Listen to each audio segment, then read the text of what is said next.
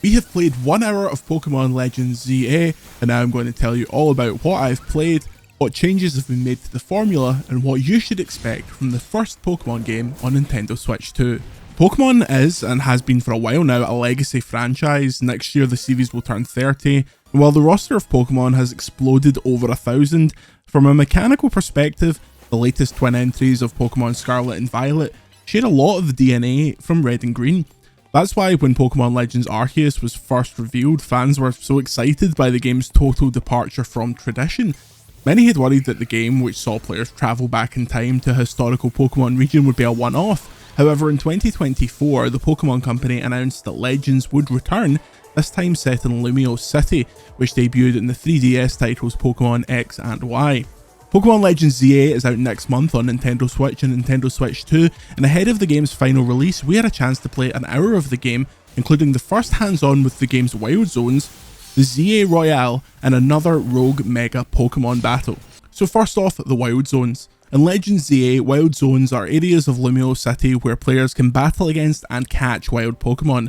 Lumiose is full of these zones, which feature distinct Pokémon in each. If the player opens up the map, they can see a checklist of all the Pokémon that normally feature in that area, making it easier to complete your Pokédex.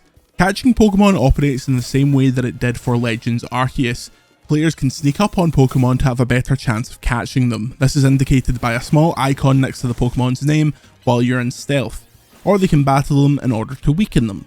The speed with which Pokémon can be caught is very satisfying as it was in the first Legends game, and is as close to the series has come to the idea of being a bug catcher sneaking up on rare creatures, which was the inspiration for Pokémon as a whole. Pokémon also contextually appear in the wild zones where you'd imagine them to appear. For example, we found a lot of wild Magikarp in a stream under a bridge. There was a flock of Swablu nesting on a roof, and a Meditite training on a sports pitch.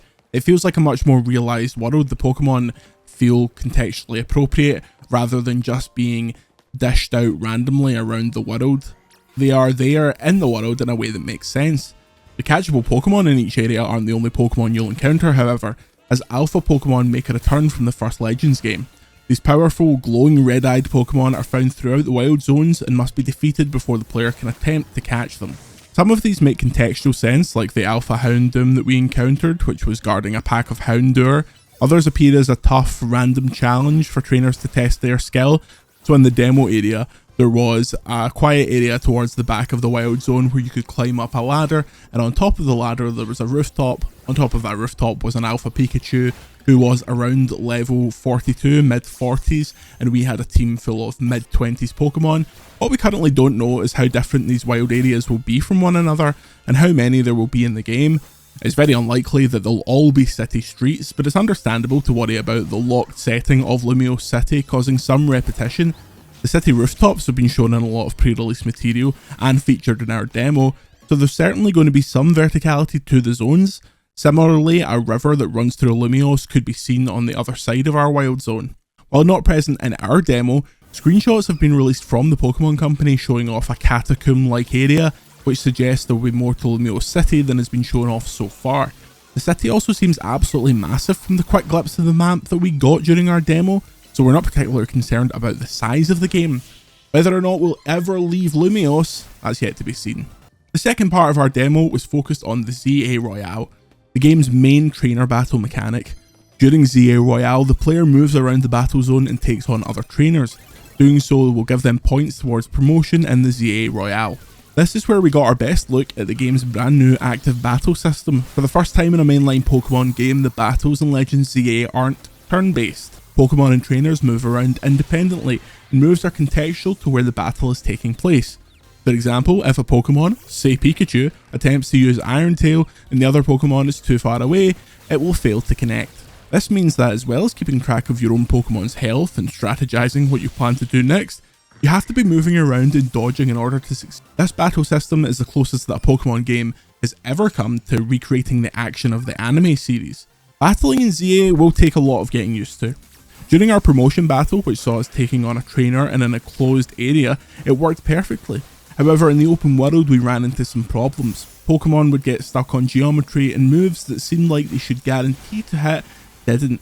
These are likely eccentricities that we'll be more comfortable with and recognise, once we've learned the game's combat from the beginning and not in the middle of the game, but it's a pretty jarring change for anyone who's been playing the turn-based games for 30 years. One smart change, and one that will make the game significantly more challenging, is that in Pokémon Legends Z-A, healing and reviving Pokémon is now on a cooldown. This means that if your Pokémon is getting battered over and over again, you can't spam healing items. This was gated in previous games by making the act of healing take up your turn, but since the game is no longer turn-based, changes like this are not only necessary, but they add a layer of challenge. So it's a lot of what you know in the foundations of Pokemon, like healing, reviving, full heals, super potions, but applied to this new turn-based system, and it's done rather smartly so far. The final section of our preview saw us take on a battle against Rogue Mega Victory Bell, the newly announced Mega Pokemon, hilarious to look at, but deadly in the context of the battle. The challenge for this boss is that the Pokemon is shooting poison sludge at both you and your Pokemon throughout the battle, so evading it and keeping track of your Pokemon's health is the key to succeeding. You also have to collect Mega Energy from around the battle in order to Mega Evolve your Pokemon and do the most damage. Having now battled Mega Victory Bell as part of this preview and Mega Absol as part of the world's first hands-on at the Pokemon World Championships, it seems that each of the Rogue Mega battles will have their own gimmicks, which should keep each fight fresh. What else isn't known is how many there will be in the game. There is obviously lots of Mega Pokemon, including some from previous generations that haven't been confirmed to return in the game, so will all the Mega Pokemon get a Rogue Mega battle? We'll have to wait and see. There's so much more in Legends Z-A that we want to dig into, and this hour with the game only makes us more desperate to get under the hood and see what makes the rest of the game tick.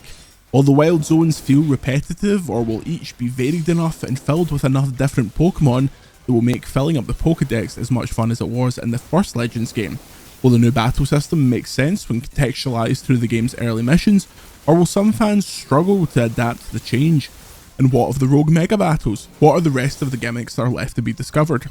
That's not even to mention the fact that in this demo and in the original demo that we played at the Pokemon World Championships, we have very little idea with what's going on with the game's story and the mysterious company behind the rebuilding of Lumiose City.